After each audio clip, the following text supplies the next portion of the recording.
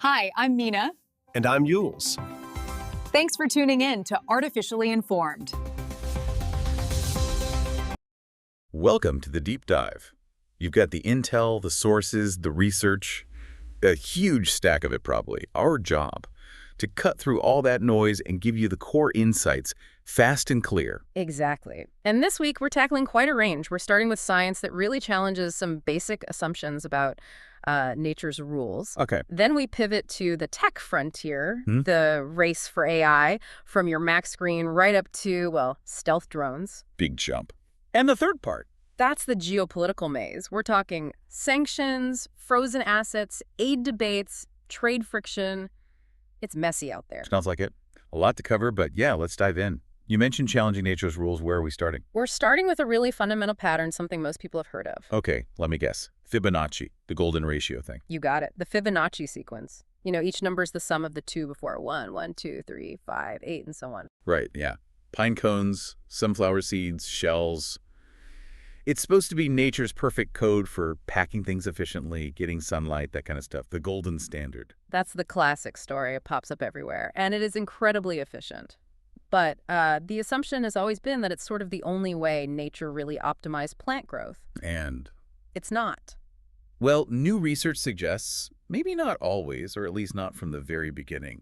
This comes from studying a really, really old plant fossil called Asteroxylon mackii. Asteroxylon. Yeah. That's one of those ancient club mosses, right? Super early land plant. Exactly. Hundreds of millions of years old.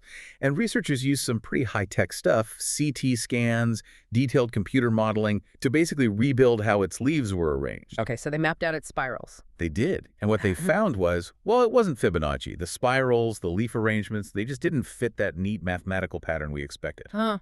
That is weird. If Fibonacci's the best way, why would this ancient plan do something different? Was it just bad at math? Probably not. It actually challenges that whole idea that Fibonacci is the only optimal solution. One of the researchers, Holly Ann Turner, pointed out this suggests it's not some absolute evolutionary law. So what was it doing then? It seems Asteroxylon had its own unique spiral patterns, and apparently those patterns were actually perfectly good, maybe even better, for the specific way light filtered down in its ancient environment. It found a different solution. Right. So evolution isn't just solving one universal equation. It's finding lots of different local solutions depending on the conditions. More diverse, more complex than just one perfect spiral. That's a great way to put it. It highlights that there isn't just one right way for life to solve a problem. There's a whole toolkit, and Fibonacci is just one, albeit very successful, tool in it. Makes you wonder what other patterns are out there in ancient life. Okay, sticking with unexpected evolution, we're moving from plant math to dinosaurs. And this sounds almost made up. Dinosaurs with hooves. I know, it sounds wild, right? But this comes from some incredible fossils, these so-called dinosaur mummies. Specifically, a big plant eater called Edmontosaurus annectens. A duck-billed dinosaur from the late Cretaceous North America. That's the one. And these mummies aren't just bones. They have amazing preservation of soft tissues, skin, muscles, that sort of thing. Stuff we almost never get to see. And the soft tissue showed hooves. Like horse hooves. Something very much like them, yeah. Structures on their front feet that look functionally like hooves. It's a fantastic example of something called convergent evolution. Ah, right. That's where totally unrelated animals evolve similar features because they live in similar environments or face similar challenges. Exactly. Like wings on birds and bats, or in this case, maybe hooves. The idea is that Edmontosaurus, this huge animal, might have evolved these hoof-like structures to help it walk across hard, dry ground more easily, just like horses or antelope did much later. Wow. So it changes how we picture them moving around. More adaptable than we thought. Definitely. And it paints a picture of these dinosaurs being pretty resilient, which actually feeds into another recent finding. Oh, what's that? Well, you know the old idea that dinosaurs were already kind of dwindling on their way out, even before the big asteroid hit 66 million years ago? Yeah, that they were in decline. Turns out new research looking at fossil diversity and density in North America right before the impact suggests, nope, they were doing great. The ecosystem was thriving, diverse, full of robust creatures like our hoofed Edmontosaurus. So the asteroid really was just bang, lights out. Not a slow fade. Looks that way. It was a sudden catastrophic event hitting a pretty healthy ecosystem, not the final nudge to a group already collapsing. Okay, that's a big shift. Now let's zoom out even further, like way out, to the origin of life itself. You're saying the primordial soup recipe might need updating. Yeah, this is fundamental stuff. For ages, the thinking in biochemistry and astrobiology was that life absolutely needed the specific set of 20 amino acids that all life on Earth uses today. The basic building blocks of proteins. Right, that those 20 were essential from the get-go. The new theory challenges that. It suggests maybe life didn't need exactly those 20 to start. It might have begun with a much wider, messier variety of amino acids. So the 20 we have now are maybe what life specialized in later, but not what it started with. Precisely. Think of it like early life experimenting with a bigger chemical toolkit. What actually got used might have depended a lot on chance, on the specific environment, maybe near deep-sea hydrothermal vents, maybe from chemicals delivered by meteorites. It wasn't necessarily predetermined. Okay, that has huge implications for looking for life elsewhere, doesn't it? If life here started with a more flexible toolkit. Exactly. It means alien life, if it's out there, might not use our exact 20 amino acids. It could have evolved using a totally different set of building blocks based on its own planet's chemistry. It makes the universe potentially much more biochemically diverse than we might have assumed. We shouldn't just be looking for our own reflection. Fascinating. Okay, from the dawn of life to a modern medical challenge, Parkinson's disease. There's a breakthrough here. Right. A really significant one, potentially. It's about visualizing something that's been incredibly hard to pin down. These things called alpha-synuclein oligomers. Okay, alpha-synuclein. That's the protein involved in Parkinson's, right? It clumps up. It does. But these oligomers are like the very first tiny clumps. They're thought to be the real culprit starting the damage, long before the bigger clumps, called Lewy bodies, form and cause the obvious symptoms like tremors. And the problem was seeing these tiny early clumps. Exactly. They're small, they don't last long, they're just really hard to detect. By the time someone has tremors, a lot of damage is already done. So what's the breakthrough? Scientists have developed a new technique, super sensitive, called the ASAPD method. Think of it like an incredibly powerful microscope, but for these specific protein clusters. It can actually detect and measure these elusive oligomers in biological samples, like maybe spinal fluid or blood. Wow. So instead of waiting for symptoms, you could potentially get a direct biochemical sign much, much earlier. That's the hope. It opens the door for pre-symptomatic diagnosis. Imagine detecting Parkinson's before the major clinical signs appear. That's the holy grail, because it means you might actually be able to intervene with treatments early enough to slow or even stop the disease progression, not just manage symptoms after the fact. That would be absolutely game-changing for millions of people. Okay, incredible stuff on the science front. Ancient plants, hoofed dinos, origins of life, Parkinson's. Let's shift gears now to technology and, well, the race for the future, right? The AI race. It feels like it's moving at warp speed and not just in labs anymore. Big news from OpenAI. Huge news. OpenAI, the company behind ChatGPT, just acquired another company called Software Applications, Inc. They make a product called Sky. Sky, what is that? It's basically an AI-powered interface, mostly for Macs right now. And this acquisition signals OpenAI isn't just content with being a chatbot you talk to. They want ChatGPT to be, essentially, the operator of your computer. Okay, unpack desktop operator for me. What does that actually mean day to day? It means you could just tell Sky, using normal language, to do complex tasks across different apps, like draft a project proposal based on my notes, create a budget spreadsheet for it, and schedule a kickoff meeting. Sky would, in theory, understand that, open the right apps, pull the info, write the text, crunch the numbers, access your calendar, and do the whole sequence. Whoa, so it's weaving together different programs automatically based on a voice command. Or typed command, yeah. It's moving beyond just conversation to actually executing workflows, managing files, coding, planning, a much deeper integration into how you use your device. That sounds like it puts companies like Apple and Microsoft in a really interesting spot. They usually control the whole operating system experience. Absolutely. This is direct competition. OpenAI is essentially trying to build its own operational layer on top of existing operating systems. It raises big questions, about data privacy, security. Do you want this third-party AI having that much access? Or do you prefer the built-in stuff from Apple or Microsoft? The whole user experience is shifting really fast. Yeah, definitely something to watch. And this AI race isn't just on our desks, it's playing out in the military sphere too. China's stealth drone. Right, the GJ-11 Sharp Sword. This is an unmanned combat aerial vehicle, or UCAV. And reports suggest it's not just a prototype anymore, it's actually operational with the Chinese military. And the design is significant, isn't it? that flying wing shape. Very significant. It looks a lot like the US B-2 Spirit bomber, that classic flying wing design. That shape gives it really good stealth characteristics, hard to detect on radar. And it can operate autonomously. And from carriers. That sounds like a major capability jump, especially for naval power projection. It is. Being carrier capable means China could potentially deploy these stealthy, autonomous strike drones far out into the Pacific. They could work alongside manned aircraft, maybe even go in first against heavily defended targets. It really extends their reach and complicates things for, say, the U.S. Navy. So how does the U.S. compare? Are we lagging behind in getting similar drones operational? Well, the U.S. military definitely has programs working on similar concepts, like the Vectis Collaborative Combat Aircraft Program, these loyal wingman-type drones. But the general feeling is that the U.S. might be a bit slower in getting comparable, fully operational, carrier-ready stealth UCAVs deployed in large numbers. So a potential gap there. Potentially, yeah. The speed China seems to have moved the GJ-11 from testing to operational status is notable. It shows a real focus on pushing autonomy and stealth forward quickly, which puts pressure on U.S. planners to accelerate their own timelines. Okay, but AI and drones aren't just for military stuff. There's a civilian application in Hong Kong.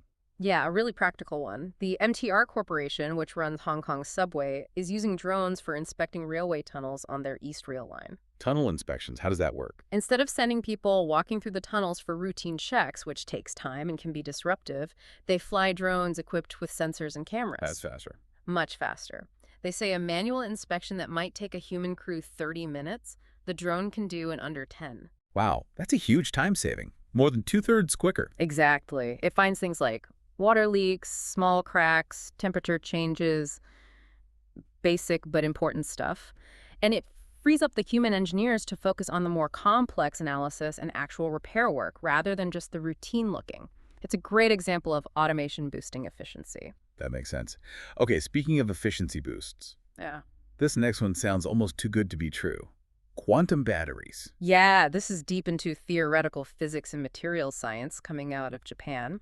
Scientists there have developed a theoretical model for a quantum battery. Quantum battery. What makes it quantum? It uses some really exotic properties of materials related to topology, sort of the geometry of the material at a quantum level. Huh? But the headline feature, the truly mind-blowing part, is how it transfers energy. Okay. The model suggests it could charge and discharge energy without dissipation. Without dissipation. Wait, so Yeah. no energy loss? Like no heat generated during charging? Our current batteries get warm, they waste energy as heat. Exactly. Dissipation is that energy loss due to resistance, friction, whatever. This theoretical quantum battery, because of its unique topological properties, could potentially transfer energy with zero loss. Perfect efficiency. That sounds physically impossible, like perpetual motion for batteries. It sounds like it, but it's rooted in some very complex quantum mechanics. If, and it's a big if, right now it's theoretical if this can be made practical, the implications are just staggering. Like what? Where would zero loss charging make the biggest difference? Think about anything that needs a lot of power, fast. Large-scale energy stored for power grids, maybe? But the really huge one could be electric transportation. Imagine electric airplanes that could recharge almost instantly with no energy wasted. It could completely change the game for things that need massive, rapid energy input. Okay, wow. Definitely one to keep an eye on, even if it's way down the road. Let's shift scale again now from the quantum level up to the entire universe. Dark matter and dark energy. Yeah, the biggest mysteries out there. Astronomers have just released a huge new catalog mapping out galaxy clusters across the sky. Galaxy clusters like the biggest gravitationally bound things in the universe. Exactly. These massive collections of hundreds or thousands of galaxies, how they're distributed, how much mass they have, how they've clumped together over cosmic time. That tells us a lot about the invisible stuff. Dark matter holding them together and dark energy pushing everything apart. Because dark matter and dark energy make up, what, like 95% of everything? That's the current estimate, yeah. So mapping the visible stuff, the clusters, is our main way of inferring what the invisible majority is doing. And this new catalog feeds into, Mm-hmm. is it the Vera Rubin Observatory? I saw that amazing photo of it under the Milky Way. That's the one. The Rubin Observatory in Chile is basically designed for this kind of work. It's surveying the entire sky over and over, generating unprecedented amounts of data to precisely map these clusters and other cosmic structures. The goal is to refine our models of dark matter and dark energy to really understand why the universe's expansion is accelerating. Okay, staying out in deep space, there's also new thinking about the very early universe, something called the epoch of reionization. Right, the EOR. This was a crucial time period, maybe a few 100 million years after the Big Bang. The universe was transitioning from being filled with cold, neutral hydrogen gas, basically dark, to being lit up and ionized by the very first stars and quasars switching on. The cosmic dawn? Kind of. And the old idea was that the gas during this time was super cold. Pretty much, yeah, frigid. But new research, based on looking at how light from that era interacted with the hydrogen, suggests actually the intergalactic gas was likely warmer than we thought, even before the first stars fully formed. Warmer. It seems there were complex interactions between the neutral hydrogen atoms and the very earliest forms of radiation, maybe from the very first unstable protostars or decaying particles that sort of preheated the universe a bit. So the cosmic dark ages weren't quite as dark and cold as we pictured. Seems that way. It changes our models of how those first stars and galaxies actually formed and how they influenced their surroundings.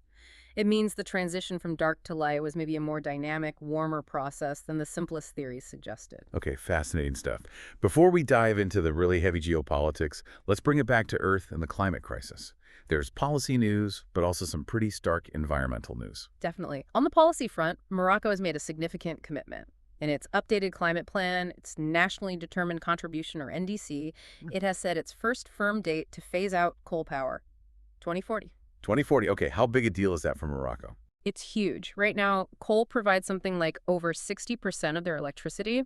So phasing it out completely by 2040 is incredibly ambitious. They're also aiming to triple their renewable energy capacity by 2030. That sounds like a massive undertaking. Can they actually do it?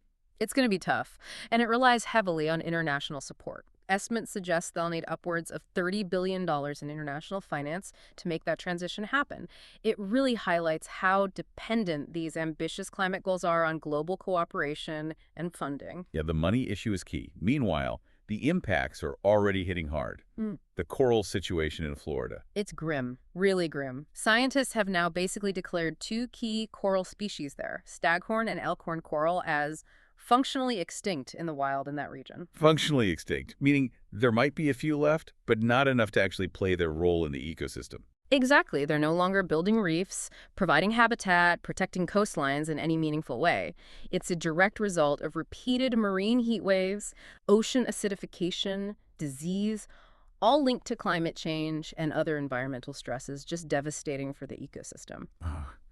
And that kind of impact underlines the need for adaptation funding, right? Yeah. Helping places cope with the climate change that's already happening. Absolutely. And that's where there's a huge disconnect. There's a lot of talk about cutting emissions, which is vital, obviously, but funding for adaptation, helping vulnerable countries deal with sea level rise, droughts, storms, like the coral loss has historically lagged way behind. How big is the gap? It's massive. Developing countries estimate they need something like $40 billion per year right now just for adaptation. But actual contributions are nowhere near that. The group representing the least developed countries, the LDCs, they're pushing for a target of $100 billion a year by 2030, arguing, quite rightly, that climate impacts are actively reversing decades of development gains. So a huge gap between what's needed and what's being delivered.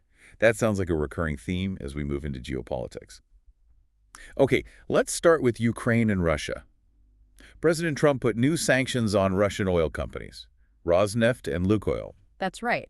After about a 9-month pause on major new sanctions targeting Russia's energy sector, the administration imposed restrictions on these two giants. The stated goal is to increase economic pressure on Moscow, maybe push towards a ceasefire. And what's the reaction? Will it work? Well, as usual, there are completely different takes. Analysts close to Russia are saying basically sanctions never work, this won't change anything, might even make things worse. They argue it just hardens resolve. But do the sanctions have any teeth? They certainly caused ripples. Almost immediately, China's big state-owned oil companies reportedly suspended buying Russian crude because they don't want to fall foul of U.S. secondary sanctions.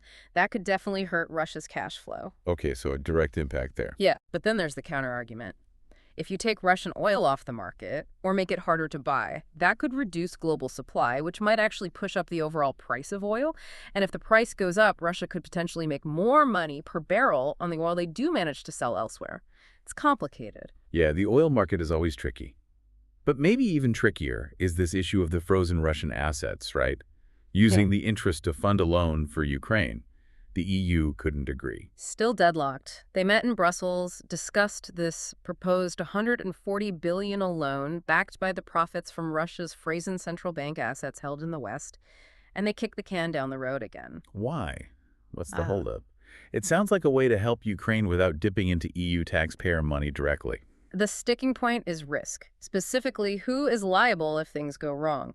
The main opposition, or at least the most vocal, came from Belgium's political leader, Bart de Wever. Belgium is where a huge chunk of these assets are actually held, in the Euroclear financial institution. So Belgium is worried about being left holding the bag. Essentially, yes. De Wever insisted that any loan structure needs to have shared responsibility across all EU members. They're worried about potential Russian retaliation, like Moscow seizing Western assets still in Russia, or legal challenges from Russia down the line saying the use of profits is illegal. They don't want Belgium to bear the brunt of that potential financial fallout. And Germany must be nervous too. They had big investments in Russia. Huge potential exposure.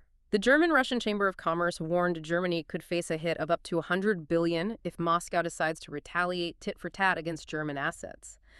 So countries like Germany, Belgium, Hungary, they have very real financial concerns motivating their caution here. They want ironclad legal guarantees before they proceed. Okay, so the money's stuck for now. Meanwhile, on the military aid front, the UK seems to be pushing for more advanced weapons for Ukraine. Yeah, the UK Labour leader, Keir Starmer, is reportedly going to push hard for supplying Ukraine with long-range missiles.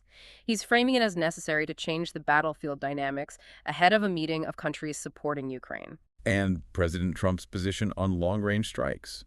There was some controversy there. Right. There was a report claiming Trump had given Ukraine a green light to use some Western long-range weapons for strikes inside Russia.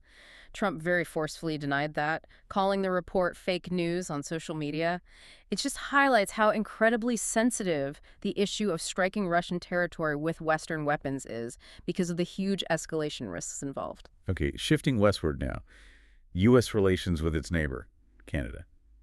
Trade talks canceled over an ad. Yeah, this one sounds a bit unusual. According to the reports, President Trump abruptly canceled ongoing trade negotiations with Canada. The reason cited was an advertisement produced in Canada arguing against tariffs, which apparently featured footage of former President Ronald Reagan.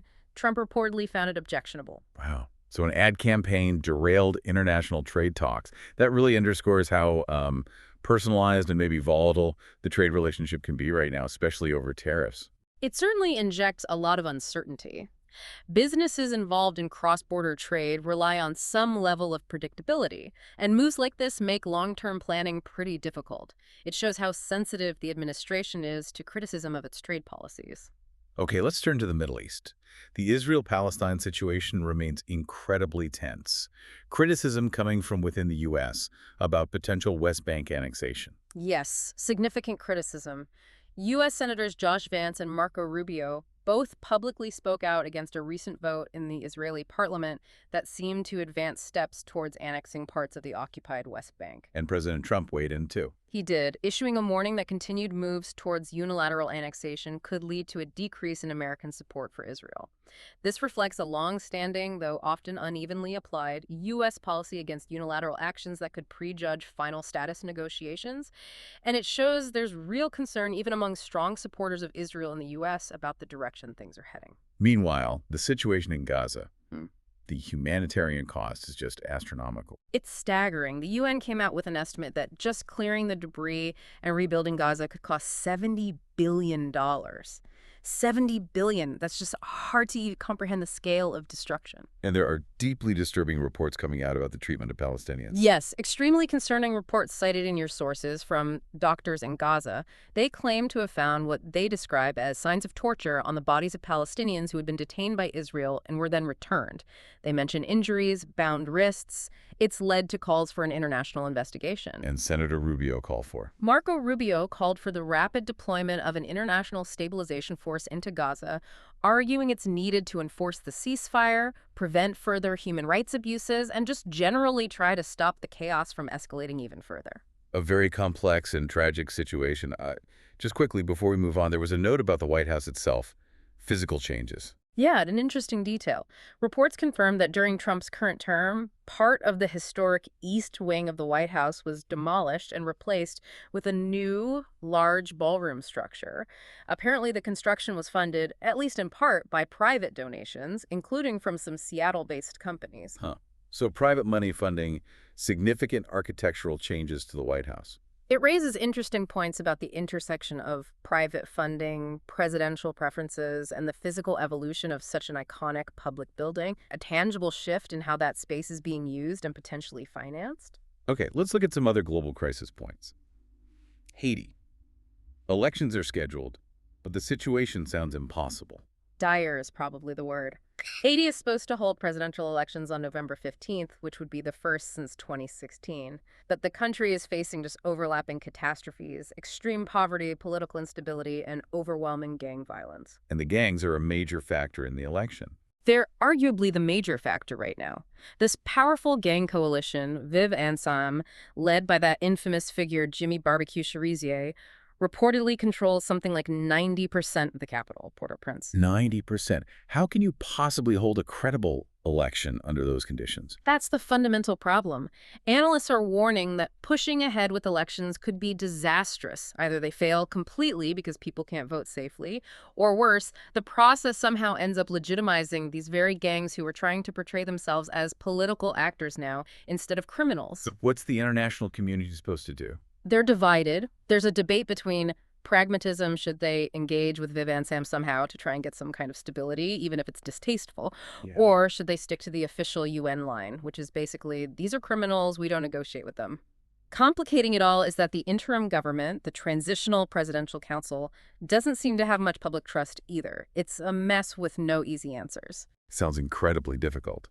We also had another reminder of the dangers faced by migrants trying to reach Europe. Tragically, yes. Another shipwreck off the coast of Tunisia. At least 40 migrants from various African countries died, including, heartbreakingly, 12 children under the age of 5. Just another awful data point illustrating how desperate people are and how perilous these journeys remain. And related to migration, but a different angle is case involving the U.S. deporting someone to Eswatini in Africa. Yeah, this is raising human rights concerns. Amnesty International is demanding answers about a Cuban national, Roberto Mosquera del Peral. He was deported from the U.S., but not back to Cuba. He was sent to Eswatini, formerly Swaziland, and he's now reportedly on a hunger strike there. Why Eswatini? And why is Amnesty concerned? That's the question, the lack of transparency. These kinds of third country deportation deals are often secretive. Amnesty is worried they might violate international law, specifically the principle of non-refoulement.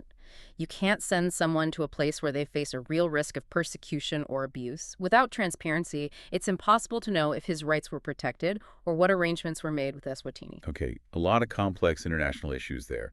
Let's bring it back home, in a way, to technology's impact and a really alarming example of AI going wrong in policing. The story is just, wow. It involves a 16-year-old kid in the U.S. named Taki Allen. He was coming home from football practice, and he ended up being handcuffed by armed police. Okay. Why? What happened? An AI surveillance system, presumably analyzing security camera footage, mistakenly identified something he was carrying as a firearm. It wasn't a firearm, was it? Not even close. It was a bag of Doritos. Mistook a bag of chips for a gun. Seriously. Seriously. The AI algorithm flagged it as a potential weapon, police were alerted, and they confronted this teenager, guns drawn, handcuffed him based on what turned out to be a bag of snacks. That is terrifying. The potential for that kind of error is huge, and the consequences are immediate and dangerous. Exactly. It's a stark reminder that these AI visual recognition systems are far from perfect. They can struggle with weird lighting, odd angles, unexpected objects, and deploying them in high-stakes situations like public safety without extremely rigorous testing and strong human oversight can lead to these kinds of unnecessary, potentially tragic confrontations. It raises huge questions about reliability and bias in these systems. Yeah, it really ties together the promise and the peril of this rapid tech integration we've been talking about. It bumps right up against messy, unpredictable reality. Hashtag tag outro. You know, looking back at everything we covered today, It's quite a spectrum. From the unexpected math in a 400-million-year-old plant all the way to the intricate, almost geometric complexity of AI strategies and global trade wars and sanctions. It really is. What strikes me is this recurring tension. We see in nature this incredible resilience that comes from diversity, from chance, from messy solutions like that non-Fibonacci plant or the maybe messy start to life.